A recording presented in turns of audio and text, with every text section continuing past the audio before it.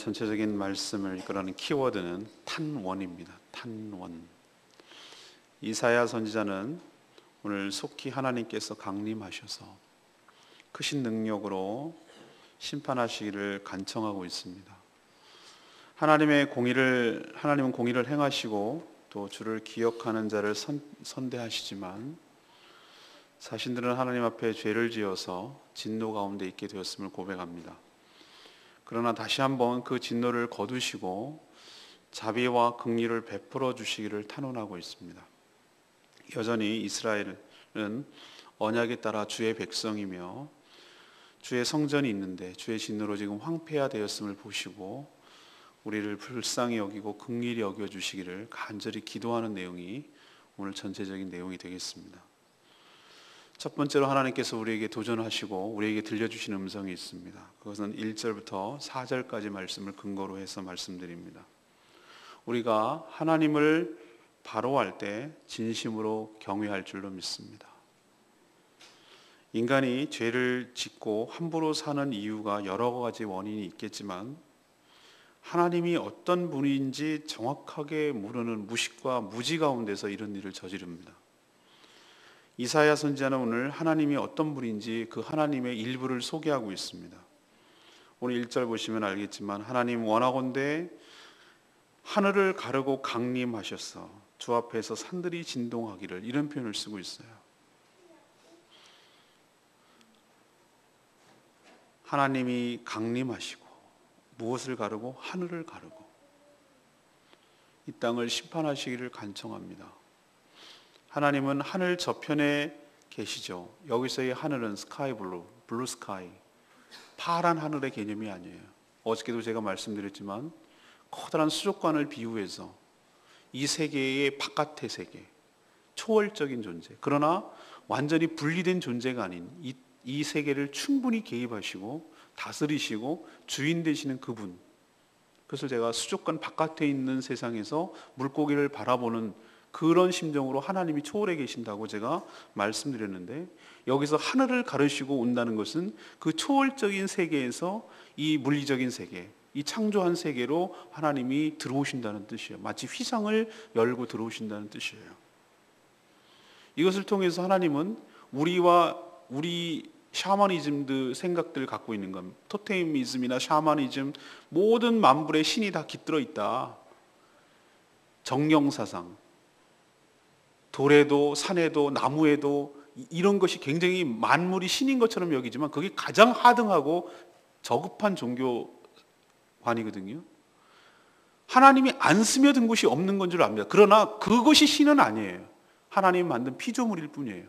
하나님은 그것과 전혀 상관이 없이 그 위에 계시지만, 그것과 초월에 계시지만 그 모든 것들을 관할하고 그 모든 것들의 주인 되시는 줄로 믿습니다. 그 자체가 신은 아니라고요. 그것을 만든 분이 하나님이시라는 얘기예요. 그분이 이 땅에 자신을 보여주는 것은 아무 일도 아닙니다. 그러나 그의 등장은 우리 피조물 입장에서 보면 엄청난 파장을 일으킵니다. 여러분도 보시면 알겠지만 시내산에서 모세가 십계명을 받을 때 올라오지 말라고 그랬어요. 백성들 보고 올라왔다 너네들 거룩한 땅 밟는 날에 너네는 죽을 것이다 그랬어요. 그래서 장로들만 데리고 갔는데 장로들도 꼭대기 못 갔어요. 산 중턱에서 먼 발치에서 봤을 뿐이에요. 백성들이 산 아래서 이렇게 쳐다보니까 산 꼭대기에서 무슨 옹기장이 옹기의 터에서 연기가 나듯이 막 연기가 자욱한 거, 운해가 낀 것을 바라봤을 뿐이에요. 하나님과 모세가 1대1로 대면하는 과정이에요. 모세 자신도 하나님의 영이시기 때문에 그의 실체를 정확하게 정면으로 보지 못했어요. 하나님께서 지나가시는 그 뒷모습을 살짝 봤을 뿐이에요. 그 자체만 해도 엄청나서 모세가 하나님을 대면하고 내려왔을 때 사람들이 모세 얼굴을 쳐다볼 수가 없었어요. 너무 광채가 나서. 모세가 광채를 내는 게 아닌데 하나님을 단순히 40일 동안 대면하고 왔는데 그 얼굴을 쳐다볼 수가 없었다니까요. 그래서 그의 얼굴이 수건을 가리고 얘기하라고 그랬어요. 그리고 얘네들이 벌벌벌 떨고 하는 말이, 우리가 하나님을 뵙지 못하겠습니다. 대면했다면 우리 다 죽겠습니다. 그러니 모세 당신에게 얘기하고 당신이 우리에게 그냥 전해주기만 하십시오 라고까지 얘기해서, 하나님이 그런 분이에요. 그의 영광과 위엄 앞에 만물은 떱니다. 근데 인간은 참 웃기죠. 하나님이 내 눈에 안 보인다는 이유로 얼마나 하나님을 우습게 여기고 가볍게 여기는지 몰라요. 하나님께서 참고 참다가 참 인내가 대단하신 분이시지만 하나님이 때가 되어서 그 임계점에 탁 터질 때, 물이 부글부글 끓다가 탁 터지는 그 순간에 얼마나 물이 무섭습니까? 그 끓기 전에는 잠잠하잖아요. 그런 것처럼 하나님의 임계점이 딱 터질 때 하나님의 공의로운 심판을 내리시는데 그 앞에서는 모든 피조물이 감당이 안 돼요. 오늘 그런 얘기를 하세요. 3절에 보세요. 주님께서 강림하사 우리가 생각하지 못한 두려운 일을 행하시던 그때에 산들이 진동을, 산들이 이렇게 떨린다는 거예요. 주외에 이렇게 앙망하는 자를 전에도 본 자도 없고 전에 이런 일이 없었다는 거예요. 이런 신이 없었다는 거예요. 그렇게 까불던 원수들, 주님을 함부로 여기고 주님을 우습게 여기고 안 보인다고 그렇게 막 살던 인간들, 그 주님의 임재 앞에 그리고 그 심판하시는 공포 앞에 휩싸이게 되고 그때야 비로소 주님의 존재, 그 이름을 확실하게 알게 될 것입니다. 하나님은 자신을 앙망하는 자들을 위해서라도 이 땅에 등장하셔서 무서운 심판을 행하실 것입니다. 이런 일을 행한 신이 전에도 없었습니다. 오늘 주일날 설교가 공교롭게도 지금 이사야서가 끝나가고 있어요. 10월 달이잖아요. 이번 주가 마지막이잖아요. 다음 주 월요일부터는 신약으로 넘어가서 골로새서, 그리고 요한 1, 2, 3서, 그리고 다니엘, 그리고 성탄절. 그래서 올해가 묵상이 끝납니다. 오늘 주일날 말씀드리겠지만 이사야서가 7, 8, 9, 10 4달에 걸쳐서 지금 마무리되고 있는데 이번 주가 마지막 가고 있어요. 끝지점을 향해 가고 있어요. 그것이 하나님께서 계속 우리 인간들의 어리석음을 깨우쳐주기 위해서 반복적으로 설명하세요. 이미 주일 설교는 다 끝났어요. 이미 2번은 넘어갔어요. 그래서 그때 제가 주일날도 말씀드리겠지만 첫 번째 얘기가 그 얘기예요. 하나님의 심판은 반드시 있다. 오늘 분명히 또 얘기하시잖아요. 하나님께서 이 땅을, 하늘을 가르시고 이 땅에 공의로운 심판을 내리기 위해서 이 땅에 오신다. 그러니 그런 하나님에 대해서 제대로 알고 그런 하나님을 제대로 알 때 우리가 함부로 살지 않고 하나님을 경외하며 살게 될 줄로 믿습니다. 우리가 호세아 선지자가 말한 것처럼 하나님을 알자, 힘써 하나님을 알자라고 말했을 때 그 하나님의 여러 가지에 대해서 알아야 되는데 하나님의 2가지 속성에 대해서 잘 알아야 돼요. 하나님은 자비와 사랑이 풍성하신 하나님이신 줄로 믿습니다. 근데 그것만 알고 있으면 안 돼요. 하나님은 거룩하고 공의로우신 하나님이세요. 이 2가지를 다 균형 잡히게 알고 있을 때 우리 삶도 균형 잡힐 수가 있어요. 하나님의 그 사랑과 공의를 알기 때문에, 하나님의 그 사랑과 자비와 풍성한 은혜를 알기 때문에 우리가 좌절하지 않아요. 여전히 우리를 불쌍히 여기시고 우리를 끝까지 책임지시고 우리를 회복시키시고 우리를 건져내시려는 그 하나님의 열정과 열심을 우리가 알고 있기 때문에 어떠한 낭만과 어떠한 좌절 가운데도 실망하지 않아요. 왜? 하나님께서 우리의 그 열심으로 우리를 건져내실 줄로 믿습니다. 아멘입니까?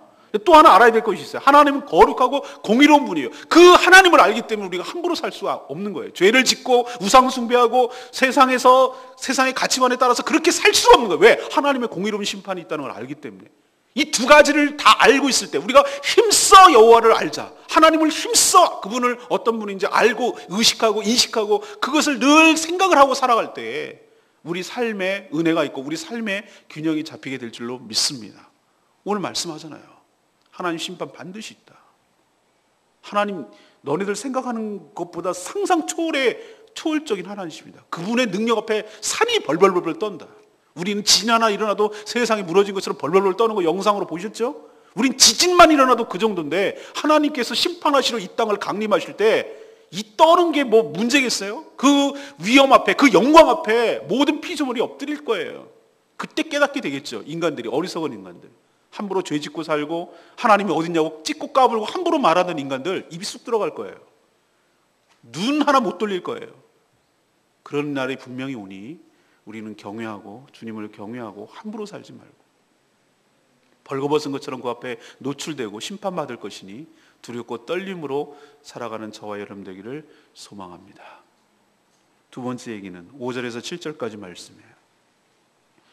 하나님은 우리의 죄 때문에 진노하실 뿐이에요. 이사야는 지금 동족 이스라엘이 처한 상황과 이유를 제대로 알고 있어요. 왜 이런지. 오늘 5절 말씀 보십시오. 5절에 하나님께서 뭐라고 하셨습니까? 주께서 하나님께서는 기쁘게 공의를 행하는 자 and 그리고 주의 길에서 주를 기억하는 자, 요 두 종류의 사람을 선하게 대해 주신다고 그랬어요. 하나님께서 이런 사람들을 좋아하시고 축복하시는 거예요. 다시 할까요? 기쁜 마음으로 하나님의 공의를 행하는 자, 실천하고 살아가는 자, 하나님의 공의를 이 땅에 실현하고 살아가는 자, 항상 주의 길에서 주님을 기억하는 자, 주님의 약속, 주님의 말씀, 주님의 실존, 주님의 임재, 이런 것을 늘 기억하고 살아가는 자, 이 두 사람을 하나님께서 선하게 대해 주신다고 그랬어요. 하나님은 좋으신 분이에요. 그런데 문제는 그 뒤에 나오죠. 그렇게 하시거늘 반전이죠. 우리가 범죄함으로 주께서 진노하셨사오니 이 현상이 이미 오래되었사오미. 우리가 어찌 구원을 얻을 수 있으리까? 우리는 다 부정한 자 같아서 우리의 의는 다 더러운 옷같이 돼버렸고, 우리의 의는 우리는 다 잎사귀같이 시들어서 우리 죄악 때문에 바람같이 우리를 몰아갑니다 라고 이사야서가 자신들의 실존, 자기의 동족들의 지금 처한 입장을 아주 정확하게 묘사하고 있어요. 자, 하나님께서는 이렇게 우리를 선대해 주시기를 기대하고 선하시지만 그렇지 못한 이유는 전적으로 우리가 하나님 앞에 죄를 지어서 그 하나님의 진노 때문에 이렇게 된 것이라고 고백하는 거예요. 근데 이게 하루 이틀 된 문제가 아니에요. 이미 오래되었사오며 라고 말하는 거예요. 이 얘기는 뭐냐? 이런 현상이 이미, 이 병으로 치면 이 병이 오는 아침에 일어난 일이 아니고 이미 오랫동안 진행되어서 속이 곪고 썩어서 문드러졌다는 거예요. 죄가 그렇다는 겁니다.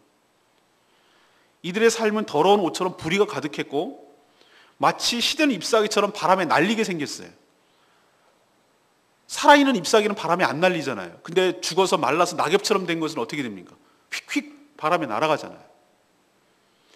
이 지경쯤이 됐으면 7절에 보면 이 지경이 되면 누군가 주의 이름을 부르며 하나님께 회개하고 탄원하고 간절히 기도해야 할 자가 있어야 되는데 그 기도하는 자가 없는 거예요.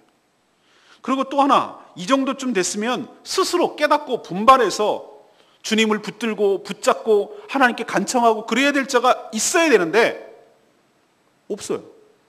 그런 자를 눈 씻고 찾아봐도 없다는데 하나님의 안타까움이 있어요. 그래서 결국은 하나님께서 그의 얼굴을 숨기시고 그 얼굴을 숨긴 결과 이스라엘 백성들이 지금 질식하고 숨이 막히고 소멸되게 생겼다는 거예요. 이사야서는 자기 지금 동족이 처한 지금 작금의 자기의 삶의 현상을 아주 정확한 눈으로 진단하고 정확하게 묘사하고 있다는데 제가 놀랐어요. 근데 이 얘기를 쭉 제가 읽으면서 무슨 생각이 들었냐 하면은 이게 예수님 오시기 전에 700년 전이니까 지금으로부터 2700년이 넘는 거예요. 그때 우리는 단군이 어쩌고저쩌고 그 훨씬 전 얘기예요 지금. 그런데도 이렇게 묘사되고 있는 이것이 시대를 2700년을 뒤로 끌고 내려와서 지금 우리 대한민국의 상황을 이렇게 묘사해 보니까 뭐가 다르지? 뭐가 다를까? 이런 생각이 드는 거예요. 이것이 우리 지금 이 시대와 이게 겹쳐지는 거예요. 오버랩 되는 거예요. 오버랩. 이게 남 얘기일까? 이게 우리 이야기, 내 얘기 아닌가? 하나님께서 분명히 주를 기쁘게 공의를 행하고 주의 길에서 주의를 찾는 자를 선대하신다고 했는데 우리는 그렇게 살지 않았어요. 그리고 하나님이 축복 안 해주고 하나님 우리 가는 길 막는다고 오히려. 우리 안 봐준다고 뒤 좀 봐주고 우리가 하는 거 뒤 좀 밀어주시고 그래야 되는데 내가 하는 것마다 잘했다고 그러고 그래야 되는데 그렇게 하기는커녕 이리 터지고 저리 터지고 하나님 원망하고 살지 않았나요? 근데 이게 하루아침 된 문제가 아니라 오랫동안 골마 터져가지고. 그럼 이쯤 되시고 얻어 터지고 깨지고 그랬으면은 이제 이게 왜 이러는지 좀 생각하고 돌아보고 자신을 돌아보고 하나님 앞에 나와서 주께 부르짖고 주님을 찾고 이렇게 해야 되는데 그런 자도 없어. 그래서 마른 잎사귀처럼 지금 날아가게 생겼어. 불타 없어지게 생겼어. 풀의 재처럼, 불타오르는 재처럼 휙휙 날아가게 생겼다 이 말이에요. 이게 우리의 모습이라는 생각 때문에 제가 가슴이 아픈 거예요. 사랑하는 여러분, 이렇게 가다간 우리나라 대한민국이, 이 대한민국의 여러 조국의 교회들이 앞으로 100년 안에, 지금 복음이 들어온 지 120년, 130년 됐는데 100년 뒤에 우리 교회를 생각하면 정말 눈앞이 캄캄해요. 어쩌면 이렇게 급속도로 끌어올랐다가 급속도로 식는지 모르겠어요. 가면 갈수록 암담한 것이 제 예견이에요. 제가 목회와 신학이라는 잡지를 맨날 구독하고 있는데 거기에서 앙케이트 조사가 나왔어요. 한국에서 있는 500명의 목회자들인가 조사를 했어요. 앞으로 10년, 20년 뒤인가 한국 교회가 어떻게 될 것 같습니까? 라고 여러 가지 얘기를 하는데 대다수의 목회자, 한 60%가 넘는 목회자들이 비관적으로 봐요. 앞으로 더 힘들어질 겁니다.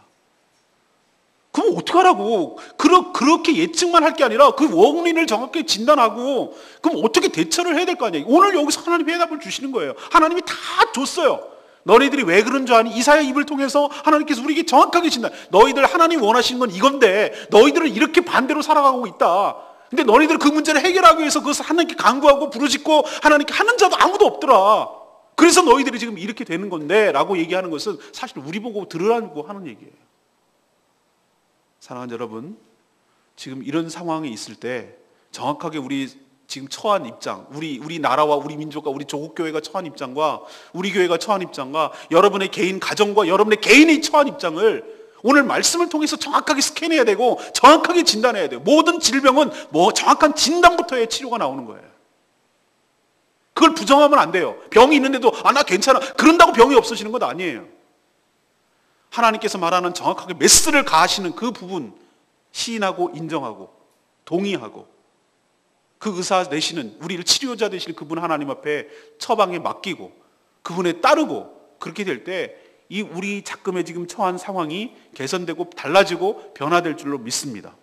분명히 말하지만 이런 식으로 가다가는 뭔가 획기적인 우리의 삶의 변화가 없으면은 앞으로 삶이 더 어려워지고 더 시궁창처럼 가고 마른 잎사귀처럼 불에 날려버릴 거예요. 오늘 하나님께서 우리에게 주시는 경고의 말씀을 잘 듣고 주께 부르짖고 주를 찾는 여러분 되시기를 간절히 바랍니다. 마지막 세 번째는 그 얘기 지금 방금 한 얘기 8절에서 11절까지인데 하나님께 간곡하게 탄원할 때 하나님께서 들어주실 줄로 믿습니다. 8절 보세요. 그러나 여기서 반전이 일어나는 거예요. 지금 상황은 이런데 이사야가 그 역할을 해주고 바로 우리가 이사야처럼 해야 된다는 것을 이사야가 모범적으로 손수 보여주고 있어요. 그러나 지금 작금의 사태는 이 지경이지만 그러나 여기서부터 이사야의 간절한 탄원의 기도가 나와요. 여호와여 이제 주는 우리 아버지 신이이다. 우리는 진흙이요 주는 토기장이시니 우리가 다 주의 손으로 지으신 것이니이다. 주는 토기장이 우리는 진흙이래요. 이것이야말로 정확한 우리의 실존을 잘 보여주는 것 아닙니까? 하나님 우리가 찢고 까불었습니다. 같이 맞서고 맞짱 떴습니다. 그러나 우리의 존재는 흙에 불과하고 진흙에 불과한 것을 하나님 인정하고 고백합니다. 당신의 손으로 어떻게 만드신지 모든 주권과 생사 여탈권은 하나님 당신 토기장에게 있는 줄로 고백합니다. 우리는 흙 같은 존재입니다. 주여 주의 처분에 맡겨오니 주여 우리를 진흙 같은 우리를 불쌍히 여겨 주시옵소서. 이게 바로 첫 번째 기도 내용이었어요. 이사야가 자기의 정확한 존재, 위치 그리고 하나님과 나와의 관계를 고백하는 말이 토기장이와 토기예요. 진흙이에요. 그러면서 하는 말이 하나님 9절에 여호와여 하나님 여호와여 너무 분노하지 마시오며 죄악을 영원히 기억하지 마시옵소서. 구하오니 보시옵소서 보시옵소서. 우리는 다 주의 백성이니이다. 분노하지 마시기를 간청해요. 하나님 죄악을 영원히 기억하지 마시기를 간청해요. 근데 그 근거가 뭐예요? 그냥 그렇게 해달라고 막무가내로 떼쓰는 겁니까? 아니요. 우선 8절에 보면 뭐라고 했어요? 하나님께서 우리의 아버지십니다 라고 고백하잖아요. 우리는 거기에 비해서 자녀입니다. 하나님께서 지금 그것을 기억나도록 하나님께 기억나도록 지금 이사야가 말하는 거예요. 하나님의 어떤 마음? 아버지의 마음, 부모의 마음을 지금 자극시키고 있어요. 그것을 기억나게 하고 있어요. 인간도, 아무리 타락한 인간도 아버지, 부모는 자식을 미워도 버릴 수가 없어요. 제가 부모가 되고 나니까 그 심정 알겠어요. 우리 아들 보면은 어떨 때는 복장 터져 죽겠어요. 그런데 버릴 수가 없어요. 미워할 수가 없어요. 그게 아비의 마음이에요. 제가 그거 보면서 깨닫는 거예요. 아, 하나님 아버지께서 나를 그렇게 생각하시겠구나. 저 인간 그냥 벼락을 내려서 벌써 죽었어야 되는데 이런 마음이 왜 안 들겠어요? 제가 봐도 내 꼬라지를 봐도 알겠어요. 그런데 하나님께서 참고 또 참으시는 이유는 제가 잘나서가 아니라 하나님이 아버지 되시기 때문에, 아비의 마음으로 나를 쳐다보시기 때문에 참고 기다려주고 사람 되기를 다루시고 훈련하시고 연단하시고 그렇게 하는 거예요. 그게 아버지의 마음인데 이사야는 지금 그것을 지금 상기시키고 있어요. 하나님 우리 아버지십니다. 우리는 거기에 비해서 자녀입니다. 9절에 또 뭐예요? 하나님 우리는 하나님과의 언약 백성입니다. 당신의 백성입니다. 하나님 언약을 기억하여 주시옵소서. 그리고 당신께 예배드리는 지금 이 거룩하고 아름다운 성전이 지금 불타고 다 망가졌습니다. 하나님께 온전히 찾아가서 뵙지도 못하고 하나님을 경배하고 하지 못한 것이 벌써 오래되었습니다. 주여, 이것은 하나님께 수치가 됩니다. 우리도 우리 문제지만 하나님 이렇게 됐을 때, 이 지경이 됐을 때 남들이 뭐라고 하겠습니까? 하나님 택한 백성이 저 꼴로 산다고 얼마나 조롱하고 그랬습니까? 이것은 하나님께 수치가 되는 것입니다. 주여, 우리를 불쌍히 여기시고 한 번만 더 기회를 주시고 회복시켜 주시옵소서. 이게 이사야의 기도인데, 이런 기도가 사실 우리에게 필요해요. 어떻게 우리가 기도해야 될지를 정확하게 이사야는 얘기를 해주고 있는 거예요. 이게 살 길이에요. 이게 해결점이에요. 이처럼 이사야는 하나님이 듣지 않으면 안 되도록, 여러분 오해하지 마십시오. 우리가 하나님을 교묘하게 자극하고 교묘하게 말을 해서 하나님 내 뜻을 들어, 그런 샤머니즘적인 생각으로 접근하면 안 돼요. 그러나 정말 하나님의 언약에 근거해서, 하나님과의 관계에 근거해서 그렇게 하나님께 간절하고도 그렇게 정확하게 이 모든 상황을 아뢰며 자신들의 죄를 시인하며 하나님께 간절히 탄원하고 기도할 때 하나님께서 들어주시고 응답하여 주실 줄로 믿습니다. 하나님, 마지막 절에 뭐라고 그랬어요? 하나님, 일이 지금 이 지경이거늘 주께서 아직도 가만히 계시려 하십니까? 아직도 가만히 계십니까? 주께서 아직도 잠잠하시고 우리에게 심한 괴로움을 받게 하시렵니까? 주여, 우리를 불쌍히 여겨달라고 지금 이렇게 얘기하잖아요. 여러분도 여러분의 상황을 정확하게 진단하시고 이사야처럼 하나님 앞에 간곡하게 기도할 때에 우리 삶의 문제가 해결되고 여러분의 삶이 다시 개선되고 회복되고 하나님의 은혜와 축복으로 다시 일어서게 될 줄로 믿습니다. 오늘 7절 말씀이 레마의 말씀이에요. 7절 뭐라고 했습니까?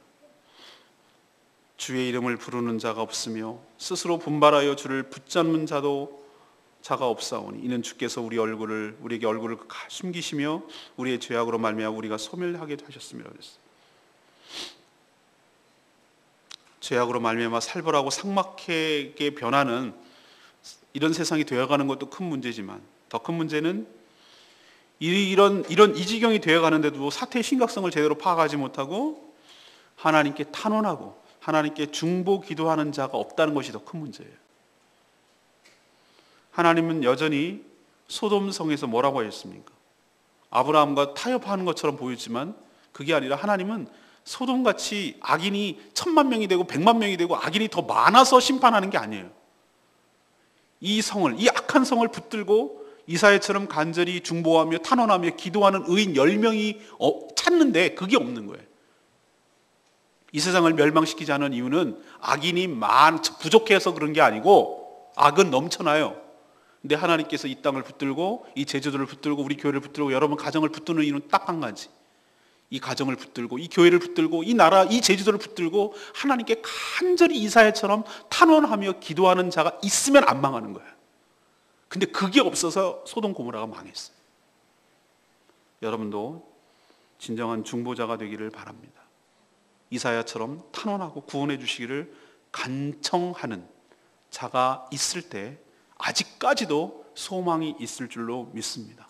하나님은 은근히 우리에게 슬쩍 이렇게 던져주는 거예요. 뭐라고? 그렇게 해.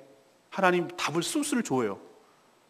화가 막 나시면서도 이렇게 슬쩍 던져주는 이유는 너가 좀 그렇게 해라. 이사야처럼 네가 그렇게 하면 내가 해결책, 이게 뭐죠? 출구가 열리잖아요. 출구. 하나님이 슬쩍 이렇게 던져주시고, 하나님 그렇게 하고 싶은데 하나님은 또 공의로운 분이기 때문에 자존심이 있잖아요.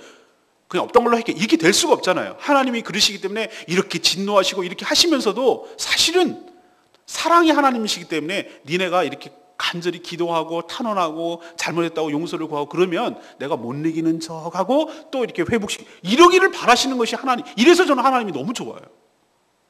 그렇기 때문에 오늘도 이사야처럼, 오늘 기도했던 것처럼 지금 우리 교회와 여러분 가정을 찾고 계세요. 그런 사람을 간절히 중보 기도하고 이 민족과 이 나라와 여러분 가정을 살리는 역할을 여러분이 감당하게 되기를 간절히 축원합니다. 오늘 세 가지 말씀드렸어요. 첫 번째 뭐라고 그랬습니까? 하나님을 좀 제대로 알자고. 하나님은 그렇게 만홀히 여길 분이 아니에요. 하나님 만만한 분 아니에요. 하나님 무서운 분이에요. 거룩한 분이고 능력 있는 분이에요. 권세와 능력 있는 분이에요. 하나님 나타나면 진짜 다 엎드려져서 완전히 눈도 못 뜰 인간들이 찍고 까불어요 지금. 하나님을 알자. 힘써 하나님을 알자. 사랑과 은혜가 풍성하신 하나님만 알지 말고 거룩하고 공의로운 하나님인 것, 심판하신 하나님인 것 알 때 우리 삶의 균형이 잡히게 될 줄로 믿습니다. 두 번째 얘기는 뭐예요? 뭐 때문에 하나님 진노하신다고? 심심해서? 아니요. 하나님께서는 우리를 선대하시고 공의롭게, 기쁘게 공의롭게 행하고 주를 찾는 자에게 선대하시는 게 하나님의 진짜 마음이라니까요. 그러나 우리의 죄악 때문에, 우리의 패역함 때문에 하나님이 진노하셔서 지금 이 지경이 됐으니, 하나님 얼굴을 숨기게 됐으니 딴 데다가 원인을 찾지 말고 정확하게 너희들의 삶의 현장에서 무엇 때문에 원인인지 정확하게 진단하고 인정하고 그것을 받아들일 때 해결책이 나온다고 오늘 얘기를 하세요. 마지막 세 번째는 뭡니까? 그럼 어떻게 하라고요? 이사야처럼 그러나 여호와여 보시옵소서 우리를 불쌍히 여겨 주시옵소서. 이렇게 하나님 앞에 간절히 탄원하고 하나님 앞에 간절히 기도하고 하나님께 용서를 구하고 주의 얼굴을 구하고 그렇게 할 때 하나님께서 우리에게 얼굴을 되돌이키시고 우리에게 살 길을 열어주시고 용서하시고 회복하시고 축복하여 주실 줄로 믿습니다. 이게 오늘 그 말씀이에요. 오늘 말씀 붙들고 이사야처럼 간구하고 기도하는 저와 여러분 되기를 간절히 소망합니다. 오늘 말씀 붙들고 기도하기 전에 찬양집 50장 부르고 기도하겠습니다.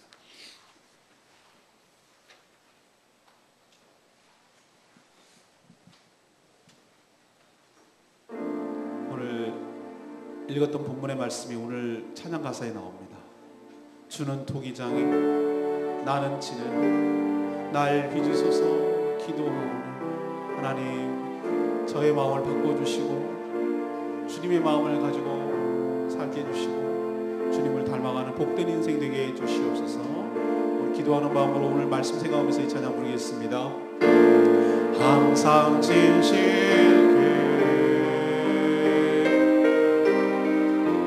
내 마음 바꾸사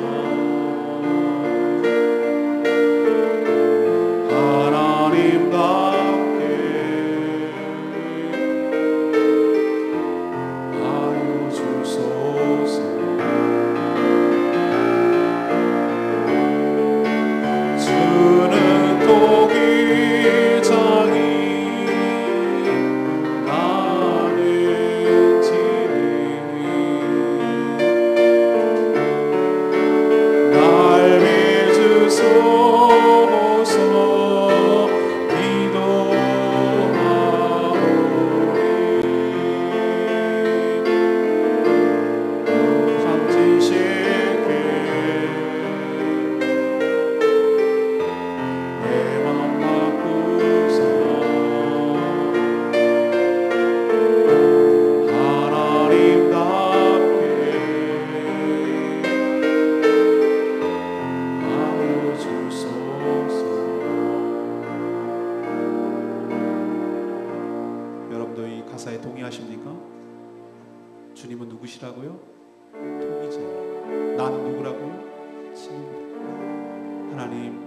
새롭게 만들어 빚어주시옵소서. 주님의 합당한 모습으로, 합당한 삶으로 우리를 새롭게 빚어주시옵소서.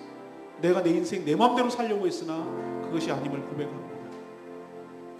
그렇게 살아봤더니 엉망진창이었어요. 하나님, 진흙 같은 우리, 아무것도 아닌 우리 주님께 온전히 맡기오니 주님 저를 새롭게 빚어주시고 거룩하게 빚어주시고 주님의 쓰시기에 합당한 자로 빚어주시고 새로운 인생 살게 하여 주시옵소서. 다같이 주여 외치며 다같이 통성으로 기도합니다. 주여, 같이 주여. 주는 또 이상해 나는 지네 날 빚으소서 기도하오니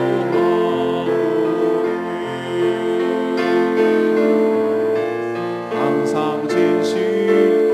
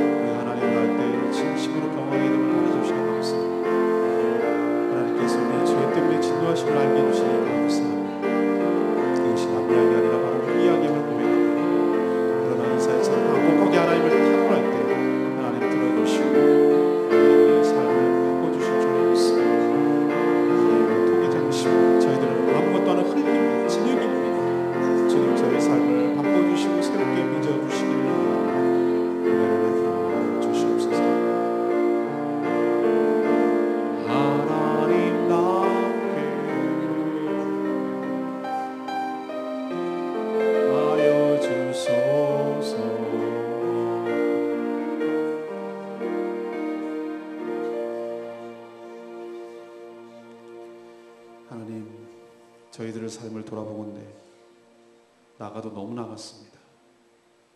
하나님을 의식하지 않았고 하나님에 대해서 몰랐으며 그러기에 하나님을 의식하지도 경외하지도 않았습니다. 우리가 하나님이 어떤 분인지 정확하게 알 때 주 여호와 하나님을 진정 경외하며 살게 될 줄로 믿습니다. 하나님, 거룩하신 하나님, 높고 높으신 하나님, 권능이 계신 하나님, 그 하나님을 두려워하며 하나님을 경외하며 살게 하여 주시옵소서. 하나님께서 기뻐하신 것이 뭔지를 알기를 원합니다. 우리가 기쁘게 공의를 행하게 하시고 항상 주의 길에서 주님을 기억하고 의식하며 살게 하여 주시옵소서. 지금의 이런 망가진 세상은 다 우리의 허물과 죄악 때문임을 고백합니다. 누구 탓을 하지 않고 바로 우리들의 모습을 보기를 원합니다. 우리가 이 땅을 놓고 원망하고 저주하기만 했지 간절히 중보기도하며 하나님께 탄원하지 않은 죄를 용서하여 주시옵소서.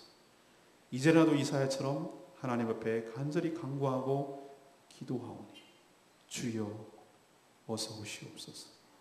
불쌍히 여겨 주시옵소서. 이 땅을 구해 주시옵소서. 저희 가정을 구하여 주시옵소서. 이 불쌍한 인생을 건져 주시옵소서. 하나님, 우리가 주의 자녀 아니고 주의 백성이 아닙니까? 다시 한번 얼굴을 돌이켜 주시고 기회를 주시고 회복시켜 주시고 한 번만 살려주시고 한 번만 더 기회를 주시옵소서. 주의 은혜와 사랑 없이는 우리가 죽을 인생인데 그것도 모르고 함부로 산 거 용서하여 주시옵시오. 이제라도 오늘 말씀을 통해서 깨닫사오니 포기장이 되신 주님, 진흙 같은 우리를 주님의 뜻에 합당한 자로 빚어주시고 새롭게 하여 주시옵소서. 오늘도 주님 앞에 이사야처럼 탄원하며 간구하기를 원하오니 들어응답하여 주시옵시오. 저희 교회에, 저희 가정에, 또 저희 나라에 새로운 역사가, 회복의 역사가 시작되도록 복 내려 주시옵소서. 주님께 모든 것 맡기옵고 예수 그리스도 이름으로 기도합니다. 아멘. 승리하는 하루 되십시오. 간절히 기도하기를 원합니다. 이사야 생각하시고